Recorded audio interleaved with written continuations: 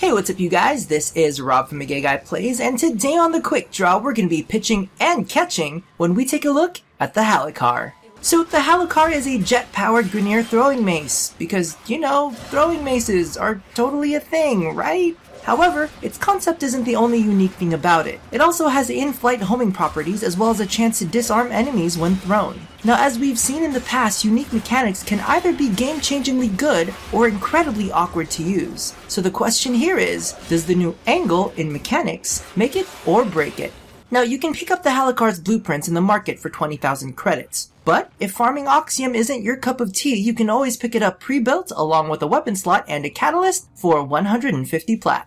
Now, the Halikar's primary damage type is Puncture, which is exactly the damage type that we would expect a mace to be, especially when they have no spiky bits to speak of whatsoever. However, Puncture does really well against armored targets like the Grineer and select corrupted units. But as always, don't forget to add in the appropriate elemental combos when modding in order to deal the optimum amount of damage. Now, straight out of the gate, it has very similar stats to that of the rest of the throwing weapons. In fact, on paper, you could just say that the Halikar is the Puncture version of the Glaive Prime, but with 5% more status chance. However, that is where the similarities end, as the Halikar's mechanics make its actual gameplay a lot different. So, first things first, the Halikar has homing properties. Unlike its predecessors who initially have a very straight flight path, if there are any targets within the area, the Halikar will attempt to arc its path towards them. Now, to be completely frank, sometimes it's amazing and will strike enemies behind cover or arc its path to mow perfectly through a misaligned crowd. And at other times, even if you're aiming directly at your target, its homing arc will cause it to miss, or the Halikar will just decide that it wants a completely different target and wildly alter its course to attempt to hit an enemy that you couldn't care less about.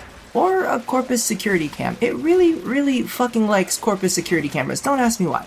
Now, this fact makes it extremely difficult on glaive players who have mastered the power throw quick return mod combination, as sometimes we aim our glaives for explosive damage, headshots, or we preemptively aim in order to lead our targets. Whether it be good or bad, the Halikar tends to act on its own strange intentions. And just as a side note, I have tried this out with the whirlwind and bounce builds in the hopes that the homing mechanic would be able to pull off some crazy tricks, but frankly, in 4 out of 5 missions, it would just end up bugging out and not returning to me. So that's how I feel about that. Now, on top of the new homing mechanic, the Halikar also has the ability to disarm enemies when thrown. Now, from my own personal experience, I have not seen it occur in regular melee. However, I will leave an annotation right here if I do find evidence that it does. Now, this is the first weapon to include this mechanic, and I will be honest, it is pretty damn cool. However, it doesn't trigger all the time, which seems to be the running theme with the Halikar, as it does what it wants when it wants. Now, I have tested this, but since I have no confirmation, the following statement is not factual, but rather a representation of my own personal experience.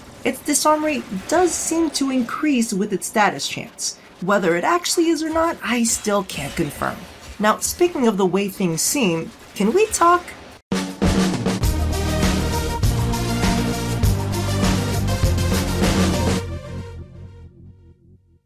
Okay, so this looks like a bent dick, right? The mace looks like a scrotum, the grip looks like a bent dick, and most importantly, I'm not crazy, right? See, the fact is I usually rely on euphemisms and metaphors to compare weapons to their friendly neighborhood phallus, but this is pretty freaking obvious. I mean, this is right in Stug territory. Just forget about teabagging, because we can basically dick slap our enemies forward and back, which is most likely why they drop their weapons in sheer disbelief that we're tossing around a bent dick like a boomerang. And if you think about it, this did originate from the Grineer, who don't even need dicks since they rely on cloning for reproduction. So they just hacked that shit off and repurposed it, just like they did with their vats of corrosive Stug. But to prevent any further trauma from another of my ridiculous tangents, let's just get back to the quick draw. So, all in all, the Halikar is interesting. It's really hard for me to say whether I like it or not due to the fact that I am an avid Glaive Prime user, and I'm a bit biased. The mechanics make the Halikar a little less reliable from a damage standpoint, but does introduce some potentially powerful mechanics. And, like its predecessors, it also innately comes with a dash and V polarity, allowing for a formalist build, which means that optimizing this is a piece of cake.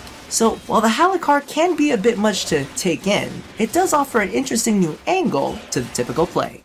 So, thank you all for watching another episode of The Quick Draw. For those who don't get the Stug reference, I'll toss in a link to that as well as my previous Quick Draw / snapshot for the Opticore. Now, don't forget to do the thing that I ask you to do at the end of every one of these, and as always, stay tuned for more new and interesting angles on weapons here at A Gay Guy Plays. Excuse me, I kinda need that panel. Oh, well, this is gonna be awkward, isn't it?